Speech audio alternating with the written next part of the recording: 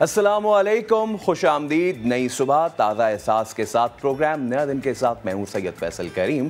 हम आपको दिखाएंगे आज कुछ खास, कुछ मुनफरिद तज्ज़िये और तबसरे भी होंगे हमारे इस शो का हिस्सा।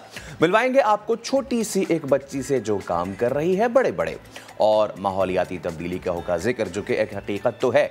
तो इस हकीकत से मुंह क्यों चुराएं, आएँ एक दूसरे का हाथ बटाएं। और स्टूडियोज़ में तो मचेगी आज खूब उधम पटख, लेकिन सबसे पहले बात हो जाए मुल्क की सियासत की, जो सर्द मौसम में गर्म होता जा रहा है। अपोजिशन ने एक बार फिर सियासत में हलचल पैदा करने की कोशिश की है, मगर दूसरी जानिब उसकी अपनी सफ़ों से इख्तलाफात की दरारें गहरी होने की खबरें आती जा रही हैं। यानी कि एक और इजलास, एक और फैसला, पाकिस्तान की सियासत दिलचस्प मरहले में दाखिल हो गई है। पीडीएम ने हुकूमत के खिलाफ ऐलान जंग कर दिया है, शहर इक़्तिदार पर यलगार के लिए कमर कस ली है, जबकि जरदारी ने तख्ते लाहौर पर नजरें जमा ली हैं। मगर फजलुर रहमान आर या पार पर बज़िद हैं। फजलुर रहमान चाहते हैं कि असम्बलियों से इस्तीफे देकर बल्दियाती इंतखाबात में हिस्सा लिया जाए, लेकिन आसिफ जरदारी ने तो हल्का बंदियों पर ही एतराज़ उठा दिया है। फजलुर रहमान ये धमकी भी दे चुके हैं कि अगर हुकूमत को घर नहीं भेजना तो किसी और को पीडीएम का सरबराह बना लें।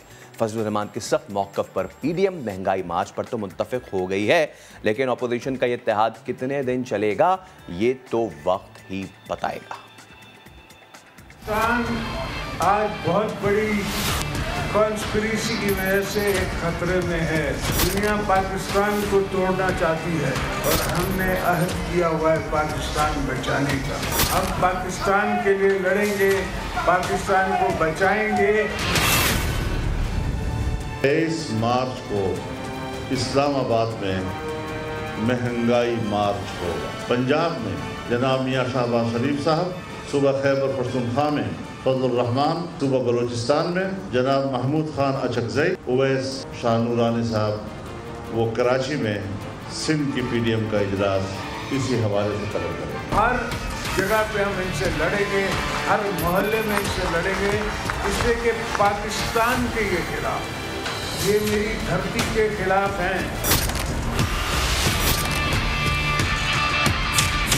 जो इस धरती में नहीं मरना चाहता उसकी क्या मसला है। इस्तीफों का मसला भी ज़ेर गौर आया। ये कार्ड हमने कब इस्तेमाल करना है, किस तरह इस्तेमाल करना है, उसका फैसला हम अपने वक्त पर अपनी मर्जी से करेंगे। अपने हिसाब साइज से गलियां, मोहल्ले, बरादरियां देख के इन्हें कॉन्स्टिट्यूंसी बनाई। पूरे पंजाब में इन्हें कॉन्स्टिट्यूंसी बनाई। इंशाल्लाह ये कॉन्स्टिट्यूशन हम चेंज करेंगे।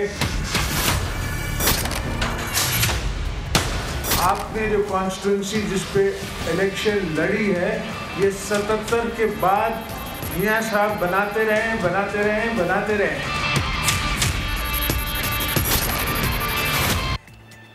चलिए, तो क्या कुछ गर्मा गर्मी चल रही है, मौसम तो सर्द हो रहा है, लाहौर में भी क्या सिचुएशन चल रही है। महक असलम, अस्सलाम वालेकुम। और बताएं इस वक्त ये क्या गहमा गहमी चल रही है सियासत में, क्या जो है वो धूम मची हुई है?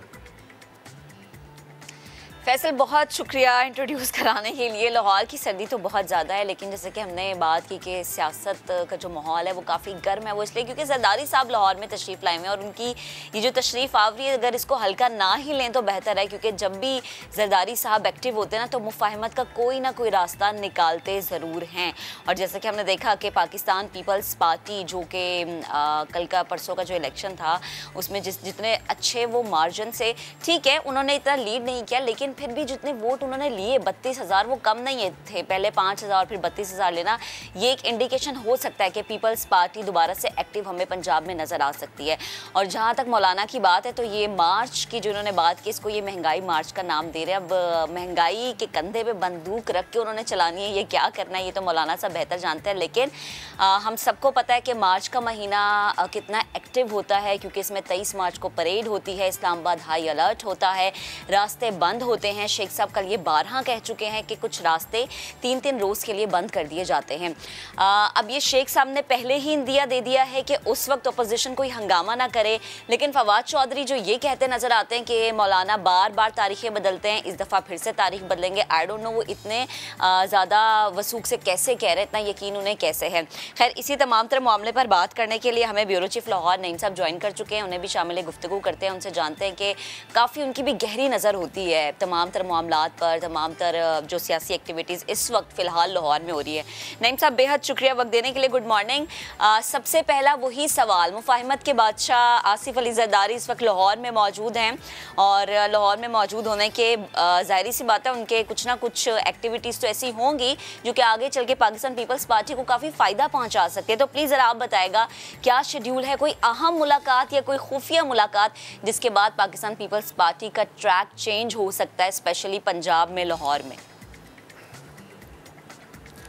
आपका वो जो जुमला है ना कि मफाहमत के बादशाह की लाहौर में मौजूदगी को हल्का ना ले, ये जो वर्ड हल्का है इसने मज़ा दुबाला कर दिया सुबह सुबह उठने का। तो हकीकत यही है, इस सेंटेंस के अंदर ही सब कुछ है। वो लाहौर हैं, कल वो मंजर आम पे आए, फ्रंट ऑफ कैमरा भी उन्होंने आके बात की और जश्न मनाया, मगर पिछले कुछ दिनों से उन्होंने बड़ी अहम मुलाकातें की हैं। और आज से 3 रोज़ पहले एक ऐसी मुलाकात उन्होंने की है जिसमें जो है वो आइंदा का जो पीपल्स पार्टी का मुस्तकबिल है पंजाब में, उसकी डायरेक्शन का तयन किया गया है। बहुत से अहदो पैमा हुए हैं। सॉरी, ये मैं क्लियर कर दूं कि ये जो मुलाकात जिस शख्सियत से हुई वो कोई सियासी शख्सियत नहीं है। अगर वो सियासी शख्सियत होती तो यकीनन मैं उस शख्सियत का नाम जो है आपकी खिदमत में पेश कर देता। तो उससे कबल जो है एक मुलाकात जहांगीर तरीन साहब की भी इनसे हुई, वो मंजर आम पर नहीं आई, मगर उसके बाद यूसुफ रज़ा गिलानी को ये टास्क सौंपा गया। तो मैं ये बताता चलूँ कि पीपल्स पार्टी जो है वो पंजाब से भरपूर इलेक्शन लड़ने के लिए उन्होंने तैयारी शुरू कर दी है। दूसरी तरफ पीडीएम का वाविला अपनी जगह पे है। वो पीडीएम की सियासत से ख़ुद को अलग करके और एक जिसको कहते हैं अच्छे बच्चे बनकर उन्होंने आइंदा सियासत करने का फ़ैसला किया है और इसी तरह की मुलाकातें जारी हैं। इससे कबल जो है वो एक बिलावल भुट्टो जरदारी साहब जो हैं उनका एक टूर था अमेरिका का, और जब वो वाशिंगटन में मौजूद थे तो अचानक से वहाँ जो उनकी मैनेजमेंट साथ थी और उनके पीएस साथ थे, उनको भी छोड़ के और अपने फ़ोन छोड़ के वो तकरीबन 7 से 8 घंटे के लिए कहीं चले गए थे। उसको मैं लापता या गायब का वर्ड नहीं यूज़ कर सकता, मगर वो कहीं गए थे। तो वो बड़ी अहम मुलाकात थी उनकी। उसके बाद अब जो जरदारी साहब की 2 रोज़ कबल मुलाकात हुई है यहाँ पे एक शख्सियत के साथ, और उसके बाद ये नताइज का आना, आपने खुद ही बता दिया फिगर के 5500 से 32,000 का सफ़र जो है वो इतनी आसानी से तय कर लिया उन्होंने सिंध में बैठे बैठे कि सबको हैरान कर दिया। और यकीनन वो इस तरह के चमत्कार करते आए हैं। आइंदा वो बहुत सी ऐसी धड़ों के साथ इत्तेहाद का फैसला कर चुके हैं और अभी से सीट एडजस्टमेंट की हद तक भी अहदो पैमा हो रहे हैं। मैं आपको ये बता सकता हूँ कि आइंदा जो है जहांगीर तरीन जो है वो पीपल्स पार्टी के साथ इत्तेहाद में इलेक्शन लड़ेंगे और उनका पूरा धड़ा जो है पीपल्स पार्टी के इत्तेहाद में इलेक्शन लड़ेगा, ये भी फैसला हो चुका है। और ये बहुत बड़ी खबर आप दे रहे हैं, बहुत बड़ी खबर आप कह रहे हैं कि जो ये कह रहे हैं जहांगीर तरीन वाली बात, ये कोई छोटी बात नहीं है, क्योंकि जहांगीर तरीन और खान साहब एक वक्त में बहुत अच्छे दोस्त भी रहे हैं और उनकी दोस्तियां बड़े बड़े जो है चीज़ों पे कवर अप भी हुई हैं। तो ये जो आप बता रहे हैं ये कोई छोटी बात नहीं है।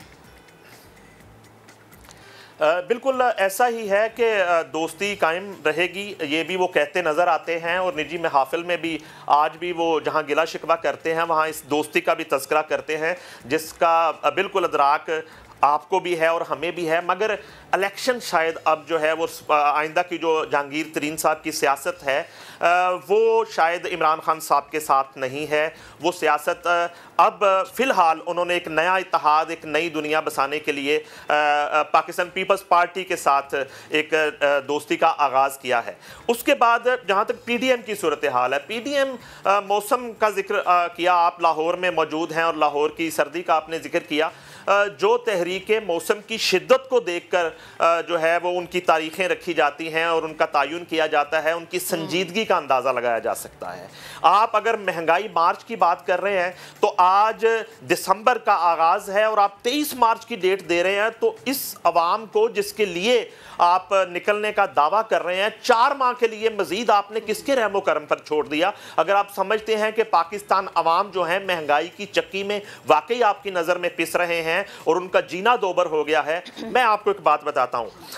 पीपल्स पार्टी का जो है वो पीडीएम से अलग होने की जो वजह थी, वो इतनी अग्रेसिव और इतनी जल्दी जो है वो अदम एतमाद की तहरीक और इस्तीफ़ों के ऑप्शन पे नहीं जाना चाहते थे। यहीं से जो है वो एक सिलसिला शुरू हुआ और नाराज़गी और इस्तीफ़े हुकूमत से मांगते मांगते इन पीडीएम से इस्तीफ़े आना शुरू हो गए और वो अलग हुई, एएनपी अलग हुई। जिस तरह आसिफ अली जरदारी जो मफामत के बादशाह कहलाते हैं, वो हुकूमत को ताहाल फ़िलहाल घर भेजने के हक़ में नहीं थे, इसी तरह आज मियाँ नवाज शरीफ भी हुकूमत के ख़िलाफ़ किसी तरह की अदम एतमाद की तहरीक नहीं लाना चाहते। ये बड़ी अजीब सी बात है। मगर दूसरी तरफ अगर देखा जाए इसको, तो इस वक्त पंजाब के जो वज़ीर आला हैं वो नून लीग के लिए, पीपल्स पार्टी के लिए और ओपोजिशन के पसंदीदा वज़ीर आला हैं। उसकी बहुत सी वजूहात हैं, वो फिर कभी डिस्कस करेंगे। वो वज़ीर आला पंजाब को 5 साल पूरे करवाना चाहती है अपोजिशन। वो कहते हैं कि बिल्कुल इनको नहीं छेड़ना, इनकी परफॉर्मेंस जो है उनकी मर्जी के मुताबिक चल रही है। और अपोजिशन इतनी खुश है वज़ीर आला पंजाब से और पंजाब हुकूमत से कि आप तसव्वुर भी नहीं कर सकती। तो इसलिए सिर्फ ये समझ नहीं आ रहा, कन्फ्यूजन पीडीएम के अंदर भी यही है, मेरे लिए भी यही है कि ये मार्च किसके लिए है, ये किसके खिलाफ है, इसका एजेंडा क्या है। अच्छा, जहां तक बात है कि तमाम सूबों में अलग अलग इजलास होंगे अब पीडीएम के, अगर तमाम सूबों की नुमाइंदगी पीडीएम में मौजूद थी, मैंडेट हासिल था उन शख्सियात को जो पीडीएम के कल के इजलास में मौजूद थे, तो अब दोबारा नए सिरे से बलोचिस्तान में, केपीके में, सिंध में, पंजाब में मुख्तलिफ पीडीएम के जो रहनुमा हैं उनकी सरबराही में नए इजलास क्यों होंगे? ये इस एक्सरसाइज से क्या फ़ायदा हासिल किया जाएगा? अगर तो एक भरपूर स्ट्रेंथ हासिल करने में कामयाब हुई पीडीएम, तो फिर ही ये जो मार्च है ये धरने में बदलेगा, वरना वही है कि 1-2 दिन की मेहमान नवाजी वहाँ पे होगी, चाय पी जाएगी, तकारीर होंगी गर्मा गर्म और वहाँ से फिर घरों को वापसी होगी। अभी तक पीडीएम के जो 80% पार्टीज़ हैं, जो रहनुमा हैं, वो इस्तीफ़ों के ऑप्शन पे बिल्कुल भी मुत्तफ़िक नहीं हैं। लॉन्ग मार्च पे भी इत्तफाक सिर्फ इसलिए महक हुआ कि उसमें धमकी दी जो सरबराह हैं मौलाना फजलुर रहमान, उन्होंने कहा कि अगर लॉन्ग मार्च भी हमने नहीं करना तो फिर आप पीडीएम की सदारत किसी और को सौंप दें, अगर आप इस्तीफ़े नहीं दे रहे असम्बलियों से तो मैं पीडीएम की सदारत से फिर इस्तीफ़ा दे दूँगा। तो ये दोनों ऑप्शन पे बड़ी गर्मा गर्मी हुई कल के इजलास में, जिस पर पीडीएम रहनुमाओं ने मैं कहता हूं कि मजबूरी के आलम में उनकी इस बात को तस्लीम किया और मार्च के लिए मार्च की तारीख दे दी। मेरा फिर सवाल वही है पीडीएम के रहनुमाओं से कि आपने जहां 3 साल 3.5 साल गुजारे बकौल आपके, आज फिर आपने 4 माह मजीद कैसे इस अवाम को महंगाई के और इस हुकूमत के रहमो करम पर छोड़ा है? अच्छा नईम साहब, ये तो पीडीएम का आपने बड़ा सही से सारा बता दिया और मैं इस पे ये भी सवाल करता आपसे कि पहले भी इतने ही लाओ लश्कर और इतने ही बैंड बाजे के साथ आया गया, लेकिन फिर दोबारा से हवा निकल गई। लेकिन मैं सवाल आपसे ये करना चाह रहा हूँ कि अब पीटीआई का साउथ पंजाब में क्या होगा सब्जेक्ट टू जहांगीर तरीन, अगर वो किसी और कैंप में चले जाते हैं? आगे बल्दियाती इलेक्शन फैसल देखें, चले जाते जो है ना उसमें एक अबहाम की गुंजाइश रह जाती है, वो चले गए हैं। तो इस बात को जो है वो पीटीआई कितना संजीदा लेती है, फ़िलहाल तो जाहिर है कि जिस तरह मैं और आप डिस्कस कर रहे हैं और समा के जो नाजरीन हैं इस तज्ज़िये को या इस गुफ्तगू को सुन रहे हैं, इसी तरह जो पीटीआई के कोर कमेटी है उसको भी इस बात की इत्तला है कि कहाँ क्या चीज़ें जो है डेवलपमेंट्स चल रही हैं, तो अभी तक जहांगीर तरीन को दोबारा उसी तरह से पीटीआई में वापस लाने के लिए कोई संजीदा एफर्ट जो है वो नज़र नहीं आई, और ना ही उनसे कोई भी पीटीआई के जो मरकज़ी क़यादत है वो उनसे राब्ते में है या राब्ता करने की कोशिश की जा रही है। मगर दूसरी तरफ जहांगीर तरीन इससे पहले काफ लीग से जो है वो फ्रंट ऑफ मीडिया भी मुलाकात कर चुके हैं और बहुत सी बैकडोर राब्ते भी उन्होंने शुरू कर दिए हैं मुख्तलिफ जमातों के साथ। लंदन भी कुछ वक्त गुजारा जहांगीर तरीन ने, और मेरे पास लंदन के हवाले से भी उनका जो टूर था उसकी भी कुछ मालूमात हैं। वहाँ भी बहुत अहम शख्सियात से उनकी खुफिया मुलाकातें हुई हैं, और उसके बाद जब वो पाकिस्तान वापस लौटे हैं और पता कलामी की बात से जब आप इंग्लैंड का जिक्र कर रहे हैं, लंदन का जिक्र कर रहे हैं, तो वहाँ पे एक अच्छी शख्सियात, बड़ी शख्सियात, अगर मैं कहूँ तो बड़े मियाँ साहब भी मौजूद हैं। तो ये जो वो मुलाकात थी, ये कहीं उसी का सिलसिला तो नहीं है, या उनका अगर हम ये कहें कि मियाँ साहब से मुलाकात हो गई, या फिर भी नून लीग के किसी भी शख्सियत से मुलाकात होना जहांगीर तरीन की, ये भी लम्हा फ़िक्रिया हो सकता है पाकिस्तान तहरीक इंसाफ के लिए। तो प्लीज़ ये जो अंदर की इन्फॉर्मेशन है ना, मैं चाहूँगी कि सुबह के वक्त जो नाज़रीन इस वक्त नाश्ता कह रहे हैं ना, वो ज़रूर जानें। देखिए महक, बिल्कुल मियाँ नवाज शरीफ से जहांगीर तरीन की मुलाकात की कोशिश जो है की गई। कुछ जो मिडल मैन्स हैं 2-3 और इनके मुश्तरका दोस्त हैं, उन्होंने बिल्कुल इस मुलाकात की कोशिश ज़रूर की, मगर वक्त की नज़ाकत जो है उसने थोड़ा सा इस मुलाकात को रोका। और जहाँ तक बात है नून लीग के कुछ शख्सियात जो हैं वो बिल्कुल उनके राब्ते में हैं, उनसे मुलाकातें भी हुई हैं, वो खुफिया मुलाकातें थीं। और जहांगीर तरीन जिस तरह से पीपल्स पार्टी के राब्ते में हैं, इसी तरह नून लीग के कुछ लोगों के साथ भी उनकी जो है बैकडोर एक डिप्लोमेसी जो है वो चल रही है, और बिल्कुल उनसे रवाबत भी हैं, और मुस्तकबिल की सियासत के हवाले से भी जो है वो बातचीत चल रही है। और एक डेवलपमेंट और जो है होने जा रही है पंजाब में, बल्दियाती इलेक्शन में नून लीग जो है वो आग और पानी इकट्ठे होने जा रहे हैं। काफ लीग के साथ फैसला किया है जो है वो नशिस्त करने का, और उनसे बल्दियाती इलेक्शन में इत्तेहाद करने की बातें जो हैं वो भी सुनने में आ रही हैं। और ये टास्क जो है वो सौंपा गया है हमजा शहबाज शरीफ साहब को। और हमजा शहबाज जो हैं इससे पहले तो चौधरी शुजात हुसैन साहब की क़यादत के लिए मिले थे, मगर अब जो है वो बल्दियाती इलेक्शन के हवाले से स्पीकर पंजाब असेंबली और मुस्लिम लीग काफ के रहनुमा चौधरी परवेज़ इलाही साहब से बहुत जल्द मुलाकात कर रहे हैं। ये तो मुलाकात फ्रंट ऑफ कैमरा होगी, मगर इससे कबल जो है उनके राब्ते में बहुत ज़्यादा तेज़ी आ चुकी है। और मैं दोबारा से बताता चलूँ कि जहांगीर तरीन जो हैं और उनका जो धड़ा है और उनकी जो कोर कमेटी है और उनकी जो किचन कैबिनेट है वो बिल्कुल पाकिस्तान पीपल्स पार्टी के रहनुमाओं के साथ नेक्स्ट जो इलेक्शन है जनरल इलेक्शन की तैयारी के हवाले से वो एक मुश्तरका कमेटी भी तश्कील दे दी जाएगी, कोऑर्डिनेशन कमेटी तश्कील दे दी जाएगी। अगला इलेक्शन जो है वो जहांगीर तरीन पाकिस्तान पीपल्स पार्टी के इत्तेहाद में लड़ेंगे। और इधर जो है पंजाब की सूरत हाल आपके सामने है, तो जो एक इत्तेहाद मैंने बात की बल्दियाती इलेक्शन का, एक इत्तेहाद बात की जनरल इलेक्शन का, कहीं जाके किसी स्टेज पे ये इत्तेहाद भी एक पेज पे आ सकता है। ज़बरदस्त। नहीं भाई, या तो आपने वो कर दी कि सियासत के सीने में दिल नहीं होता, लेकिन यहाँ पे अकल बहुत होती है और अब अकल के साथ चला जा रहा है। कोई कहीं किसी के कैंप में बैठ रहा है और कोई कहीं वफादारियाँ अपनी तब्दील कर रहा है। बहुत शुक्रिया आपका हमारे साथ मौजूद। और सियासत में तो काफ़ी गर्मा गर्मी है ही। अभी एक ब्रेक ले रहे हैं, ब्रेक के बाद जब हाजिर होंगे तो आपको मिलवाएंगे लिटिल जीनियस से। हमारे साथ रहिए।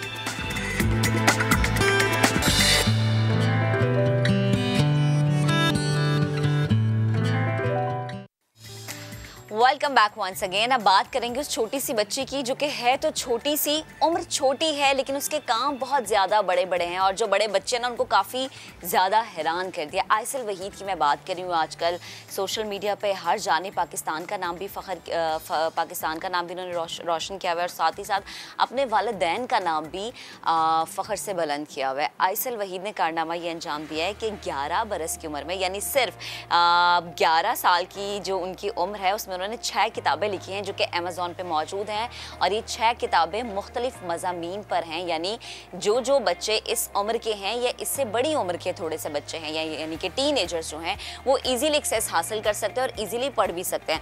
अब आप ये देखें कि एक बच्ची जिसकी उम्र सिर्फ है 11 साल, वो ये कैसे कारनामा सर अंजाम दे सकती है। जाहिर सी बात है पेरेंट्स की सपोर्ट होती है और घर का माहौल बहुत ज़्यादा मैटर करता है। अगर आइसल की किताबों की बात करें तो एक किताब अखलाकी किरदार और बच्चों की नज़मों से मुताल्लिक भी है, और बाकी जो किताबें हैं इनकी, उसमें क्या क्या डेटा है, उसमें कितनी मालूमात है, क्या क्या इन्फॉर्मेशन, और सबसे बड़ी बात कि आइसल को ये शौक कैसे पैदा हुआ, फैसल हम जानेंगे। आई थिंक आइसल हमें ज्वाइन भी कर चुकी हैं। जी बिल्कुल, आइसल हमारे साथ ही मौजूद है। आइसल वहीद जो कि यंग राइटर हैं और इतनी छोटी सी उम्र में उन्होंने इतने बड़े ज़बरदस्त काम किए हैं, अमेज़ॉन पे भी वो शाया हो चुकी हैं। तो आइसल से बात करते हैं। Hello Aisal, this is Faisal talking to you. How are you doing today? Hi, I am great, how are you? I am fine. अच्छा, मुझे ये बताएं कि you have been at the age of 11 and you have written 6 books. You know, आज के दौर में बच्चे स्मार्टफोन पे लगे हुए हैं, they use digital media a lot. तो इस दौर में how were you inclined to write rather than playing on your phone? Well, since I was a kid, my parents used to give me tiny books, and as I grew older, those books also grew bigger. And when quarantine rolled around, my father, since he knew I liked reading a lot, decided to put me in a few courses in which I learned how to do creative writing. And my sister had already published a book like a month or two before I published my own.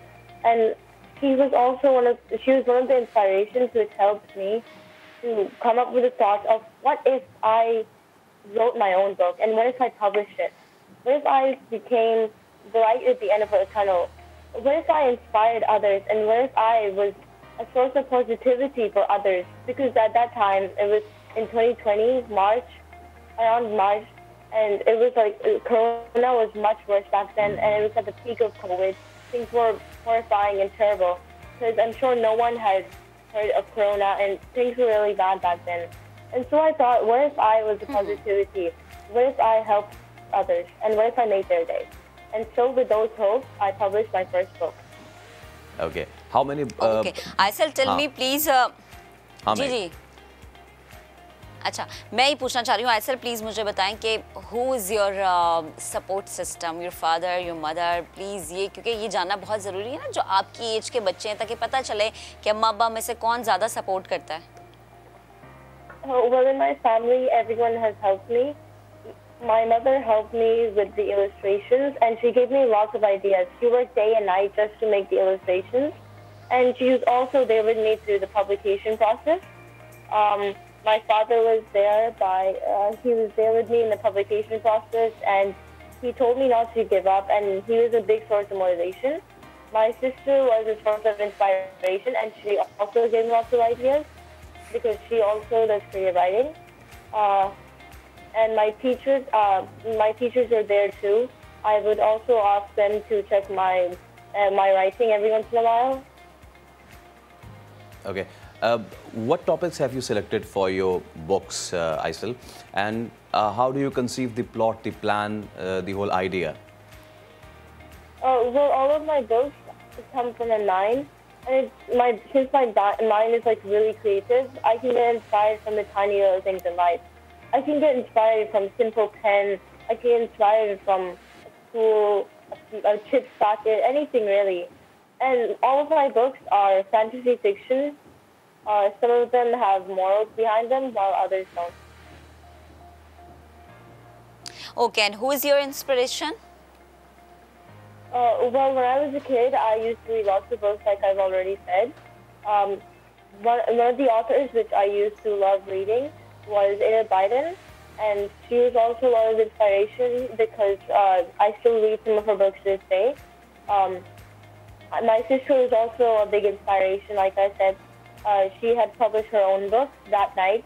I thought it was really cool, and she was also there for me. But Aisal, what's the journey from writing a book to publishing it at the biggest level of Amazon? Well, writing, as I've said, can come from anything, and you need a kind of you can need inspiration to begin, and so you can get inspired from anything. And the biggest step for me, and the hardest one, would have been editing it. It's one thing to write it, but it's harder to edit it than write it, because you have to read it from the reader's blog, and not the writers, because you need to write. Okay. Okay Aysal, Faisal, मैं बिल्कुल चाहूँगी कि आप इनसे पूछें कि इनकी daily routine क्या है, क्योंकि आजकल के जो बच्चे हैं ना, स्पेशली 11 साल के बच्चे, उनके हाथों से तो मोबाइल जाता ही नहीं है ना, माँ बाप बहुत परेशान रहते हैं. अच्छा Aysal, I was looking at some pictures of yours as well. You are not just into writing books, but you are also into riding horses and doing plenty of other stuff. How do you manage all this thing? My co-anchor is asking you about the routine that you follow daily, along with your studies and all the co-curricular activities. How do you manage all the things? Well, you see, since writing and all of those other activities are kind of what I love doing, I always like to find time for it. Like, for example, I have specific times I go horse riding, and other times I do basketball or ice skating. And I also have, and whenever I have time in between my activities and school, I like to write.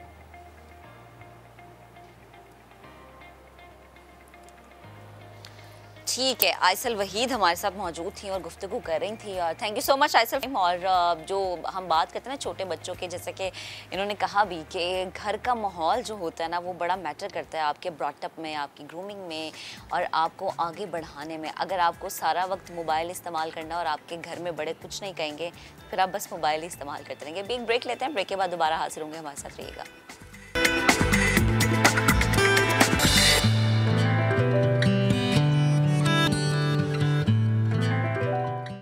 Welcome back. अब बात करेंगे ज़रा माहौलियात की, जो कि माहौल को बहुत ज़्यादा इस तरीके से इफ़ेक्ट करे कि पूरी दुनिया इस लपेट में आ रही है. और जब पूरी दुनिया की बात हो रही है, तो जाहिर है कि जो ख़तरा है हमारे माहौल को, इसमें पाकिस्तान भी लपेट में आ रहा है.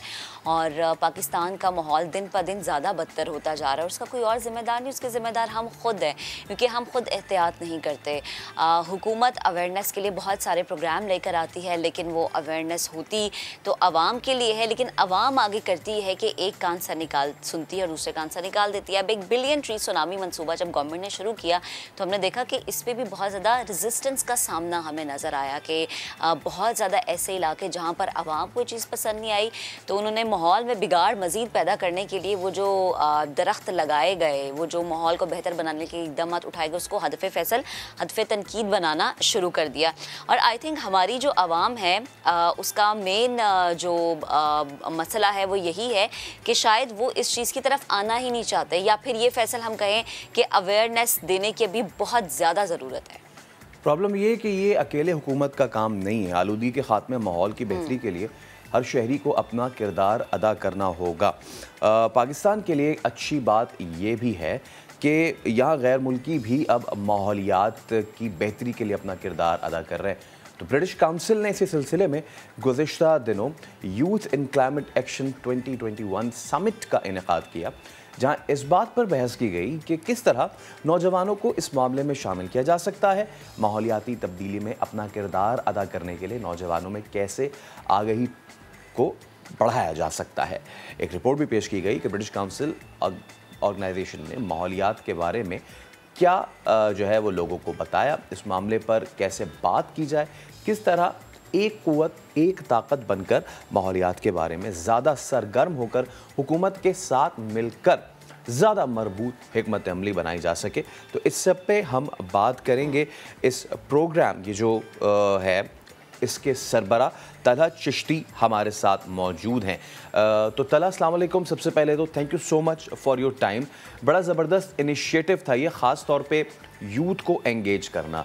तो पाकिस्तान में माहौलियात की बेहतरी के लिए ब्रिटिश काउंसिल क्या कर चुकी है, क्या और मज़ीद करना चाहती है, बताइए. वालेकुम अस्सलाम फैसल. सबसे पहले तो आपके प्रोग्राम का और समा का बहुत शुक्रिया कि आपने मदऊ किया.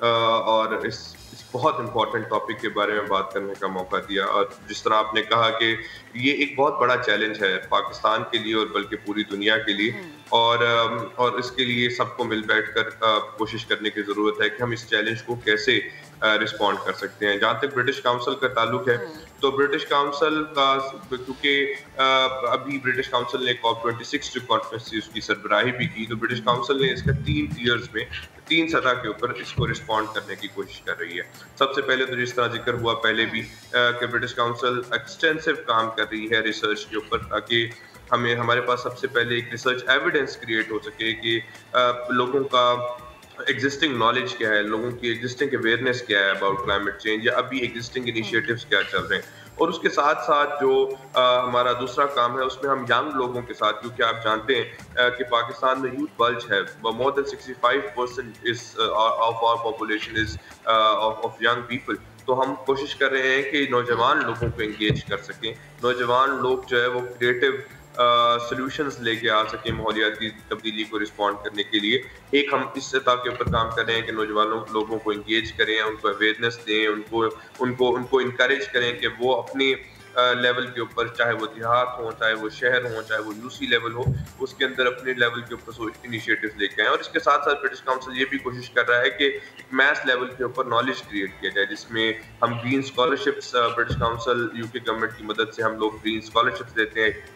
इसके अलावा रिसेंटली हमने एक ग्रांट चैलेंज फंड अनाउंस किया, जिसमें हमने तमाम नौजवानों को मदऊ किया, उनको कहा कि आपके पास अगर क्रिएटिव सोल्यूशन है तो आप हमारे पास लेकर आएं, हम आपको टेक्निकल सपोर्ट भी प्रोवाइड करेंगे और इसके साथ साथ फाइनेंशियल सपोर्ट भी प्रोवाइड करेंगे। And I was blown away with the sort of solutions they brought. अब वो चाहे वो मुल्तान से आए हुए सॉल्यूशंस हों, चाहे वो सिंध से आए हुए सॉल्यूशंस हो या बलूचिस्तान से आए हों, तो मुझे ये लगता है कि अगर हम पर्टिकुलरली नौजवान लोगों के ऊपर फोकस करें और उनको इनकरेज करें, उनको अवेयरनेस दें, तो मेरा नहीं ख्याल कि क्लाइमेट चेंज का चैलेंज इतना बड़ा है कि हम उसको रिस्पॉन्ड ना कर सकें।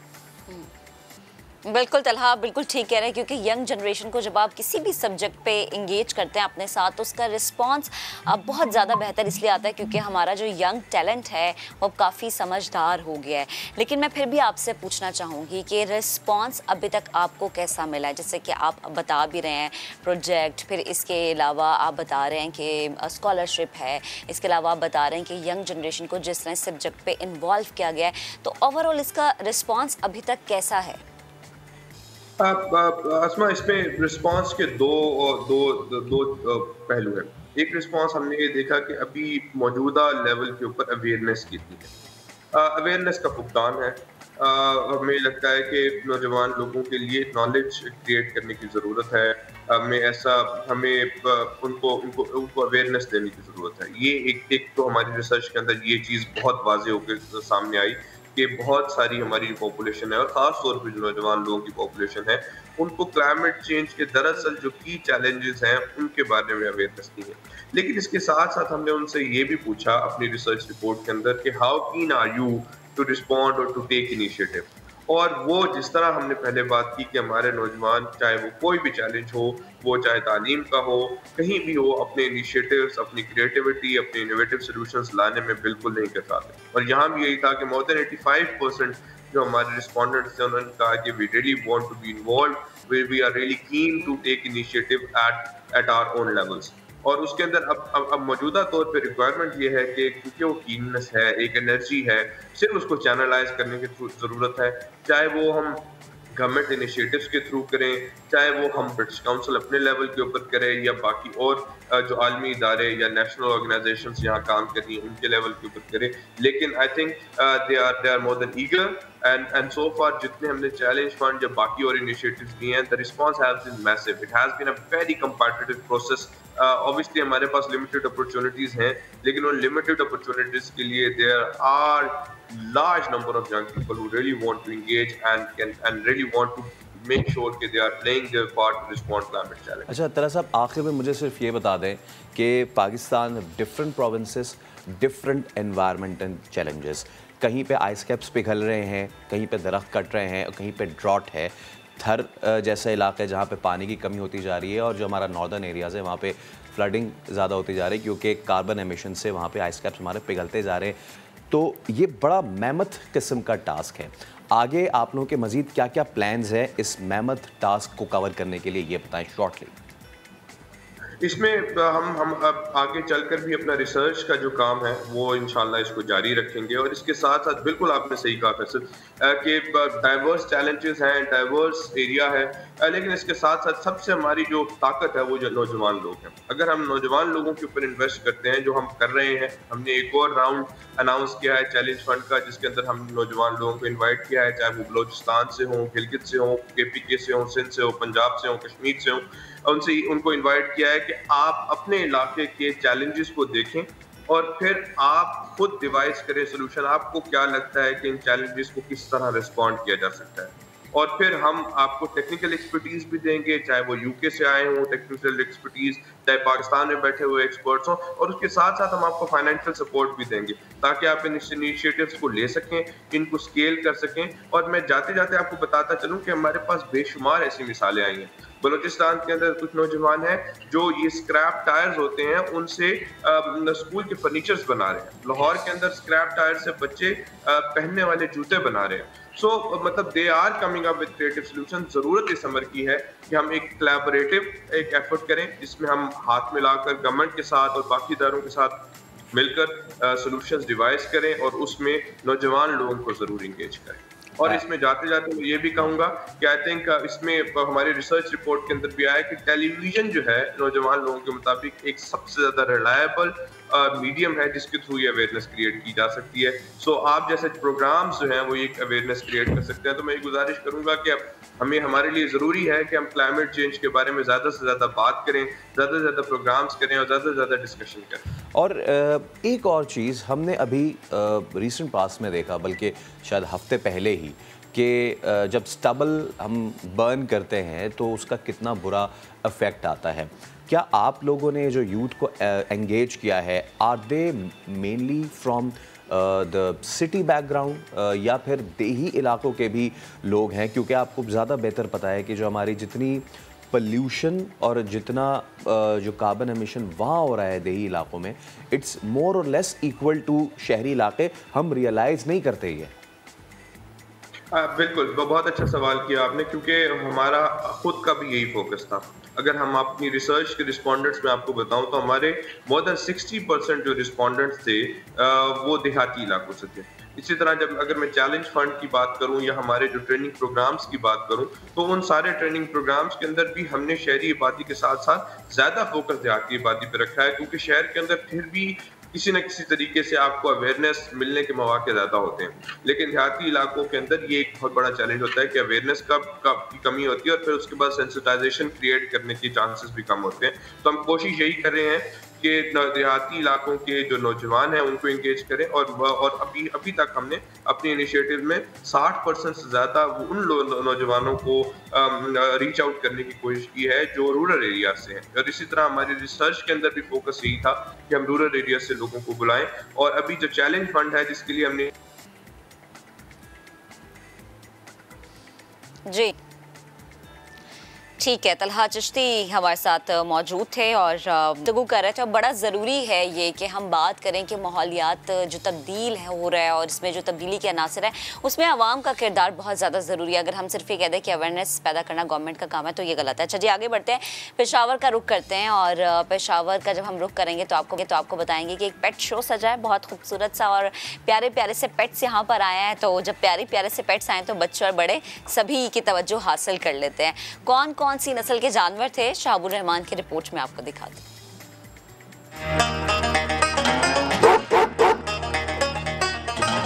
पेशावर में सजा पेट मेला तो खवातीन भी अपने पालतू जानवर लिए पहुंच गई। शो में German shepherd, Siberian husky, Labrador ने रैंप पर खूब जलवे दिखाए। जर्मन शेफर्ड हम लोगों का पेट है और पेशावर में ये कोई दूसरी दफ़ा हुआ है। इस तरह के पेट शो होने चाहिए ताकि इन लोग अपने पेट्स लेकर आएं। बैरून ममालिक से लाए गए जानवर रखना हर किसी के बस की बात नहीं, कितनी मेहनत करनी पड़ती है शहरी ने सब बता दिया। ये पेशावर में बहुत ही रेयरली पाए जाते हैं और इनका ख्याल रखना बहुत मुश्किल है। इनकी कॉम्प्लेक्शंस बहुत होती है, इनके डाइट का बड़ा मेंटेनेंस रखनी पड़ती है, ऊपर से लैक्टोज इंटॉलरेंट भी होते हैं तो इनका रखना भी, ऊपर से वेदर जो पेशावर का है वो बहुत ही गर्म है एक्सट्रीम, तो इनके लिए खास मेजरमेंट्स लेनी पड़ती है। शो में बच्चों ने भी खूब एंजॉय किया, कोई अपनी बिल्ली साथ लाया तो किसी ने तस्वीरें बनाई। कैमरामैन मेहरान मुनीर के साथ शहाबुर रहमान, समा, पेशावर। चलिए अभी एक ब्रेक ले रहे हैं, ब्रेक के उस पर हाजिर होंगे तो आपकी मुलाकात कराएंगे एक स्पेशल मूवी की स्पेशल कास्ट से, so stay with us.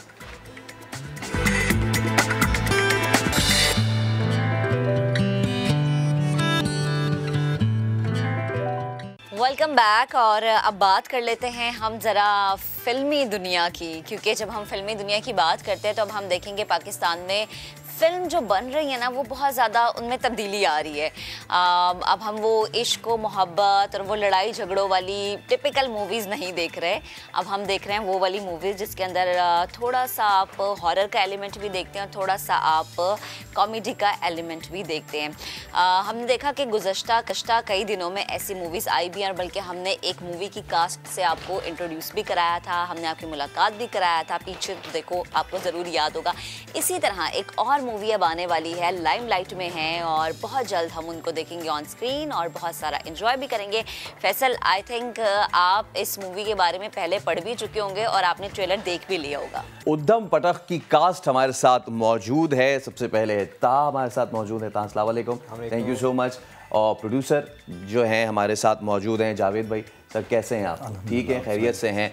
Ayesha ma'am मौजूद हैं, थैंक यू सो मच। और हम जब सारी बात कर लेते हैं तो इस तरह की मूवीज़ के जिसमें ज़ॉम्बीज़ होती हैं और ये सारी चीज़ें होती हैं, उसमें बहुत अहम किरदार होता है जो हमारे गेटअप आर्टिस्ट हैं उनका।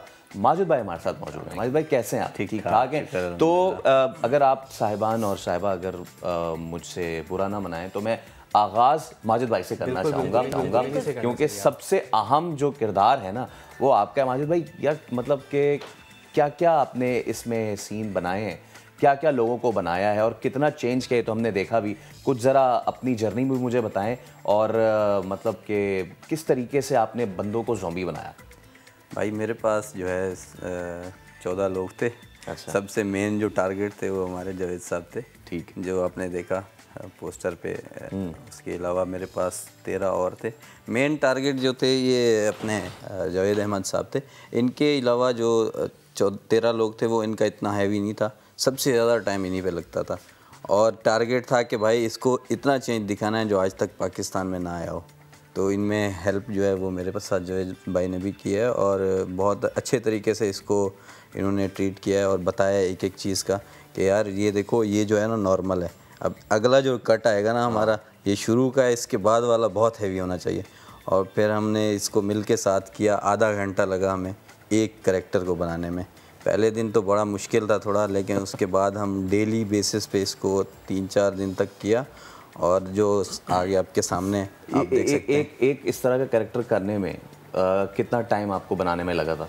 देखिए शुरू में जो हम पहले दिन इसको कर रहे थे अपना उसमें जिस तरह प्रैक्टिस में, तो उस दिन तो 1.5 घंटा लगा था। जब चीज़ें एक सिलेक्ट हो गई और सामान भी आ गया, क्योंकि ये नॉर्मल चीज़ों से होता नहीं है, प्रोस्थेटिक काम है, बड़ा मुश्किल होता है। तो दूसरे दिन इजी हो गया। फिर आधा घंटा लगता था हमें। फिर हमें जो कुछ पाकिस्तान में चीज़ें अवेलेबल थी उनसे भी करना पड़ा। और दूसरे लोग हैं जैसे उन पे 15-15 मिनट। आखिरी दिन हमारा काम था वो 14 लोगों का एक साथ करना था। अच्छा। तो मुझे डायरेक्टर साहब ने कहा आप ईजी होके करें, अली भाई ने कहा, और आपके ऊपर कोई प्रेशर नहीं है तो आप खुल के खेलें आराम से आपके सामने। तो तकरीबन 4 घंटे लगे मुझे सबको रेडी करने में, और जिसमें नमाज का टाइम भी आता था वो 4 घंटे आपको यहाँ लगे। फिर एक बंदे पे 1.5 घंटा शुरू में, फिर आधा घंटा, ऐसा ही मुश्किल काम रहा होगा। तो ये बताएं हमें मेहता भाई, किस तरीके का एक्सपीरियंस रहा आपका ये? ऑब्वियसली हमने देखा पाकिस्तान में जो मूवीज़ का जो कल्चर है दैट इज़ चेंजिंग नाउ, ठीक है। Obviously love triangles and the couple movies and ये सारी चीज़ें ये अपनी वर्थ रखती हैं, लेकिन अब हम देख रहे हैं कि आजकल के दौर में बहुत डिफरेंट टॉपिक्स चूज़ किए जा रहे हैं। ऐसे में अदाकार के लिए ये कितना मुश्किल हो जाता है? सबसे पहले तो जी thank you so much for having us. Film का जो एक्सपीरियंस था, मेरी चूँकि पहली फिल्म है, मैंने इससे पहले थिएटर किया हुआ है बहुत सारा, मैंने टीवी पे कुछ थोड़ा बहुत काम किया हुआ है। फिल्म का मेरा पहला एक्सपीरियंस था। जो आप कह रहे हैं कि टॉपिक्स जो चेंज हो रहे हैं, मसला ये है कि जब इंडस्ट्री रिवाइव होती है ना, तो उसमें आपको फिर हट के कुछ काम करने पड़ते हैं, तो तभी जाके आपकी इंडस्ट्री रिवाइव होती है। और जो फार्मूला फिल्म्स हैं वो तो चलती ही हैं, क्योंकि वो एक बना हुआ सेट पैटर्न है कि लोगों ने जाना है, उसमें 2 गाने होंगे, 3 गाने होंगे, थोड़े से पंचेज होंगे और ये वो सारा कुछ, तो लोग पैसा वसूल टाइप की एक फ़िल्म देख के आ जाएंगे। अबू अलिया की सबसे अच्छी बात यह है कि उन्होंने अभी तक जितने भी टॉपिक उठाए हैं उनमें से कोई भी सीधा टॉपिक नहीं है। हाँ। तो एज एन एक्टर हम लोगों के लिए मेरे लिए, चूँकि ट्रेनिंग मैंने बहुत सारे कैरेक्टर्स किए हैं थिएटर में, तो मेरी ट्रेनिंग वहाँ से चली आ रही है, तो मुझे इतनी मुश्किल पेश नहीं आई। लेकिन इसमें हम लोग ज़ॉम्बी नहीं बने हुए, लेकिन उनके इर्द गिर्द में आपने अपने आप को कैसे रखना है, उससे डरना कैसे है, उससे बचना कैसे है, जो थॉट प्रोसेस है एक्टर का, अबू अलिया उसको बहुत ज़्यादा चैलेंज करते हैं। और ये एक डायरेक्टर की बहुत, और वो हर किसी एक्टर से काम निकलवा लेते हैं, तो ये एक बहुत अच्छी बात है। मुझे ऐसा लगता है कि ये इस टाइप की जो अभी जैसे उनकी एक और फिल्म आ रही है जावेद इकबाल, वो भी एक बहुत अलग सा टॉपिक है। उधम पटक एक बिल्कुल ही अलग टॉपिक है, और मेरा नहीं ख्याल पाकिस्तान में इस तरह की हॉरर फिल्म्स बनी है पाकिस्तान में। ज़ॉम्बी पाकिस्तान में पहली नहीं बनी, ये पहली। और ये जो आपने बात की ना कि डरना भी है और उस डर के साथ वो जो ह्यूमर एलिमेंट है उसको भी मेंटेन करना है। I mean this is like एक तीर से 2 शिकार। उसमें अगर सेटल नहीं रहते, अगर आप कोशिश कर रहे हैं लोगों को हंसाने की, तो वो बुरे लगेंगे। हाँ। तो वो इतना सेटल सा ह्यूमर है उसके अंदर कि वो सिचुएशन बनी हुई है और उसके अंदर कुछ 4-5 बेवकूफ़ लोग फंसे हुए हैं, तो वो क्या कर रहे हैं, तो वो कहानी है सर। अच्छा आयशा, आपका क्या किरदार है इस मूवी में और कैसी आपकी जर्नी रही है, आप बताएं। अस्सलाम वालेकुम। फ़र्स्ट ऑफ़ ऑल ये कि मेरा जो कैरेक्टर है, अली रिजवी होते हैं हमारे साथ, उनकी वाइफ का कैरेक्टर है। दूसरी चीज़ ये कि कैसा रहा, तो बहुत अलग सा एक्सपीरियंस था। हम रातों को जागे और सारे सीन्स, क्योंकि आपको पता है ये सारे सीन्स रात के थे, तो बड़ा मज़ा आया। एब्सोल्युटली।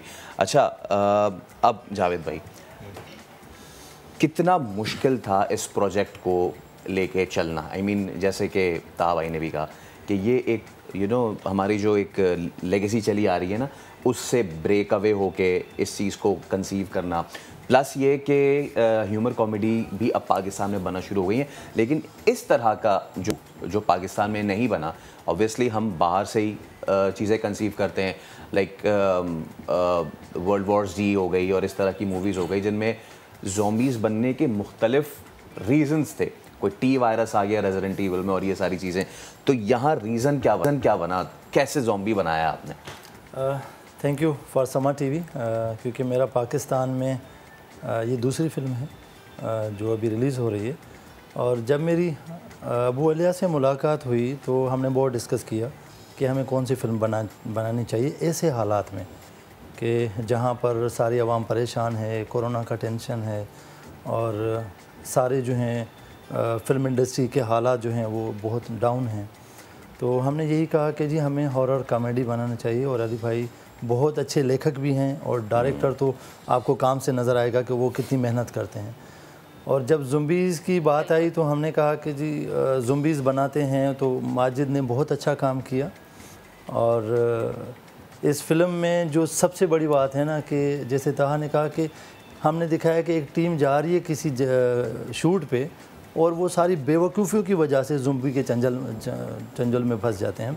तो ये चीज़ें मजाक के साथ, कॉमेडियन के साथ, ये जो ट्रेलर हमारा आप देख रहे हैं, तो इसमें जितनी भी कॉमेडी है ये ऐसे समझे कि 10% है सिर्फ। और पूरी फिल्म में जो है हमने सिर्फ ज़्यादातर कॉमेडियन और हॉरर को दिया है, और सिर्फ इसीलिए कि जो हमारे जो पाकिस्तानी अवाम है वो परेशानी से गुजार रही है, तो उनके चेहरों पे थोड़ी मुस्कुराहट आ जाए।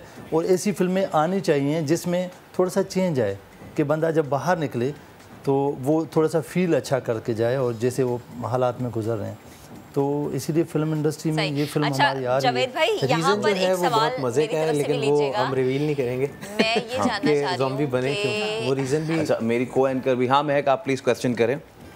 हाँ बिल्कुल, मैं ये जानना चाह रही हूँ कि जाहिर सी बात है जब इतनी तारीफें हो गई तो एक्साइटमेंट बढ़ चुकी है कि हम ये मूवी सिनेमा घरों में कब देखेंगे। और सेकंड ये कि जो इस मूवी का कॉन्सेप्ट है यानी हॉरर और कॉमेडी और फिर इसमें ज़ॉम्बीज़ का किरदार दिखाना, आज तक हम ये हॉलीवुड की मूवीज़ में ही देखते आए हैं, तो कितनी कामयाब हो पाएगी आपकी नज़र में? क्योंकि डेफिनेटली जब मूवी बनी होगी तो रिसर्च इस पर हुई होगी कि ज़ॉम्बीज़ का किरदार तो पहले ही बहुत ज़्यादा मशहूर है हमारी आवाम में हॉलीवुड मूवीज़ को देख के। तो आपको क्या लगता है कि कितने % हमारी आवाम का ये माइंडसेट चेंज हो सकता है? क्योंकि जो हमने पिछली मूवीज़ देखी हैं, स्पेशली पंजाबी मूवीज़ की अगर मैं बात करूं, तो वो कल्चर तो है लेकिन आवाम शायद फेड अप हो गए उनसे।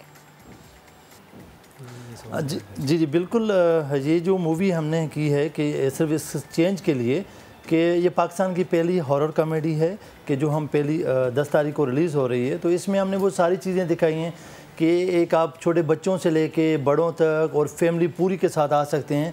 और इसमें ऐसी कोई चीज़ नहीं है कि बंदा बैठ के और फील करे कि यार फिल्म में ये नहीं होना चाहिए। तो मैं कहता हूँ कि अबू अलिया जो है वो ऐसे डायरेक्टर हैं जो हर चीज़ को नाप तोल के लिख के और आवाम के सामने प्रेजेंट करते हैं। और इसमें कोई भी चीज़ ऐसी आपको नज़र नहीं आएगी कि हमने किसी और चीज़ को देख के और ऐसे किया, उसको चीज़ ऐसे नहीं है। इसमें बिल्कुल डिफरेंट है ये चीज़। दूसरी बात ये कि कामयाबी का फार्मूला तो कोई भी नहीं है, फिल्म के हिट होने का कोई फार्मूला नहीं है। आप देखें कि बिल्कुल लो बजट पे बनी हुई कोई चीज़ बहुत पड़ोसी मुल्कों की भी इस तरह हिट हो जाती हैं। इंटरनेशनली आप देखते हैं बहुत सारी चीज़ें ऐसी होती हैं जो बहुत कम बजट में बनी हुई होती हैं और वो उनको पता भी नहीं होता और वो ऐसे हिट हो जाती हैं। और कुछ चीज़ें ऐसी होती हैं जिन पे बहुत करोड़ों अरबों रुपए लगे हुए होते हैं लेकिन वो नहीं चल पाती। तो कोई फार्मूला नहीं है। इसमें मसाले जितने हो सकते थे वो हमने डाले हैं, हमने जितनी मेहनत हम कर सकते थे हमने की है।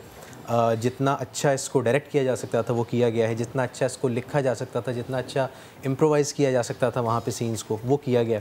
तो अपनी मतलब हम लोगों ने तो पूरी मेहनत की है, एज अ प्रोड्यूसर इन लोगों ने पूरी मेहनत की है, प्रोडक्शन टीम ने पूरी मेहनत की है, कैमरा मैन से लेके और मतलब आर्टिस्ट और गेटअप आर्टिस्ट, मेकअप आर्टिस्ट, सब लोगों ने बहुत मेहनत की है।